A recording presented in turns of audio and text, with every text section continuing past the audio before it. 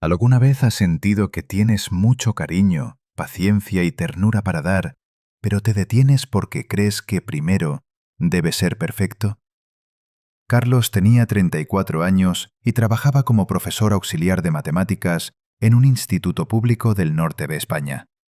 Cada mañana, cuando la ciudad todavía dormía bajo una luz pálida, se levantaba en su pequeño apartamento, preparaba un café solo bien cargado y se sentaba frente a la mesa de la cocina. Los apuntes estaban siempre abiertos, las fórmulas subrayadas con tinta roja, los ejercicios corregidos con cuidado casi obsesivo. Y sin embargo, cada vez que la directora le proponía dar una clase completa, Carlos respondía con la misma frase tranquila pero firme. Todavía no estoy preparado. Le encantaba enseñar, de verdad. Le gustaba esa fracción de segundo en la que un alumno fruncía el ceño, luchaba y de pronto sus ojos se iluminaban al entender algo. Le gustaba sentarse al lado de quien se bloqueaba y esperar sin prisa. Le gustaba sonreír suavemente cuando alguien se equivocaba, para que el error no se convirtiera en vergüenza. Tenía una paciencia natural, una forma de escuchar que hacía que los alumnos más callados terminaran hablando. Pero siempre se quedaba en segundo plano. Ayudaba en los recreos, explicaba en grupos pequeños, sustituía alguna hora cuando hacía falta. Nunca al frente, nunca del todo. Porque en su cabeza sonaba, una y otra vez, esa voz silenciosa pero implacable. Si no soy el mejor, mejor no enseño. No quiero hacer daño a nadie. ¿Cuántas noches se había quedado hasta tarde estudiando, repasando, anticipando posibles preguntas difíciles, solo para terminar sintiéndose aún más insuficiente? Cuanto más aprendía, más huecos descubría. Y cuanto más huecos descubría, más convencido estaba de que aún no tenía derecho a ocupar ese lugar. Por fuera, su vida parecía estable. Tenía un contrato fijo, compañeros que lo respetaban, alumnos que lo buscaban en los pasillos. Pero por dentro se sentía cada vez más agotado, como si estuviera cargando una caja llena de regalos que nunca se atrevía a abrir. Aquella tarde de finales de octubre, después de un día especialmente pesado, Carlos caminó hasta el pequeño parque que quedaba cerca del instituto. El aire era fresco y olía a tierra mojada y hojas caídas. La luz dorada del atardecer se filtraba entre los tilos antiguos, pintando todo con un tono cálido y melancólico. En uno de los bancos de piedra, como casi siempre, estaba don Miguel. El viejo profesor jubilado de matemáticas tenía 68 años, las manos llenas de arrugas y una mirada tranquila que parecía haber visto muchas cosas. Carlos se sentó a su lado. Al principio hablaron de nimiedades, del otoño, de cómo los tilos perdían las hojas más temprano ese año. Luego, casi sin planearlo, Carlos abrió su libreta llena de dudas y empezaron a resolver problemas juntos. En una ecuación particularmente complicada, don Miguel se detuvo. Frunció el ceño, pensó largo rato y finalmente dijo con total naturalidad: «No lo sé con exactitud, pero podemos pensarlo juntos». Carlos levantó la vista. Esa frase tan sencilla, dicha con tanta paz, lo descolocó. No era la respuesta. Era la ausencia total de vergüenza al admitir que no sabía. Poco a poco, Carlos se atrevió a abrirse. Le contó sus miedos. Le contó que cuanto más estudiaba, más insuficiente se sentía. Le contó que rechazaba dar clase completa porque tenía terror a equivocarse delante de los alumnos, a que un padre se quejara, a que alguien lo mirara con decepción. Don Miguel escuchó en silencio. Cuando Carlos terminó, miró las hojas doradas que caían lentamente y habló con voz baja, casi como si hablara para sí mismo también. «Sabes, yo pasé por lo mismo. Y de la forma más dura. Cuando tenía 40 y pocos años, me consideraba un buen profesor. Hasta que un día, en una clase de bachillerato, me equivoqué gravemente en una demostración importante. Me enredé, perdí el hilo y terminé diciendo algo completamente incorrecto. Un alumno me corrigió delante de toda la clase. Otros se rieron. Vi la decepción en sus caras. Salí del aula humillado, con las manos temblando. Esa noche no dormí. Pensé seriamente en renunciar. Estuve semanas dando clases con miedo, sintiendo que era un impostor.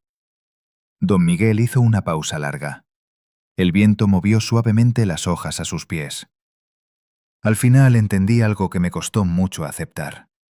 Los alumnos no necesitan un profesor infalible. Necesitan alguien que les muestre que está bien no saberlo todo. Alguien que les dé tiempo cuando se pierden, que les escuche de verdad, que no convierta sus errores en motivo de vergüenza. Don Miguel hizo una pausa larga. El viento movió suavemente las hojas a sus pies. Al final entendí algo que me costó mucho aceptar. Los alumnos no necesitan un profesor infalible. Necesitan alguien que les muestre que está bien no saberlo todo. Alguien que les dé tiempo cuando se pierden, que les escuche de verdad, que no convierta sus errores en motivo de vergüenza. El conocimiento se puede buscar juntos, pero esa ternura, esa paciencia y esa seguridad emocional, eso solo puede darlo quien tiene corazón. Y tú, Carlos, ya llevas años dándolo, aunque no te des cuenta. Las palabras se quedaron flotando en el aire fresco de la tarde. Carlos sintió un nudo en la garganta. No era una revelación grandiosa, era algo más profundo, más silencioso. Como si una puerta que llevaba años cerrada por dentro hubiera empezado a abrirse apenas unos centímetros. Al día siguiente, la directora lo detuvo en el pasillo. «Carlos, el profesor titular está hospitalizado. Necesitamos que tomes la clase completa de cuarto de ESO. Empieza mañana». Carlos sintió el nudo familiar subir por el pecho. Abrió la boca para decir que no, como había hecho tantas veces. En ese momento, Lucas, el chico de 14 años, tímido, que siempre se sentaba al fondo y casi nunca participaba, se acercó con la cabeza baja. «Profe», dijo casi en un susurro, con la voz temblando un poco. «Por favor, con nosotros profesores me da mucha vergüenza preguntar porque voy lento. Me siento estúpido. Con usted, me atrevo a preguntar aunque me equivoque. ¿Va a dar usted la clase?» Carlos se quedó inmóvil. El pasillo pareció quedarse en silencio. Miró a Lucas. Vio en sus ojos el mismo miedo que él había cargado durante años. Y en ese instante, algo dentro de él se rompió suavemente. No dijo nada, solo asintió con la cabeza. Esa noche, Carlos no durmió casi nada.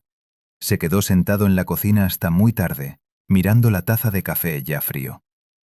Pensó en don Miguel, pensó en Lucas. Pensó en todos los alumnos que se habían acercado a él precisamente porque se sentían seguros.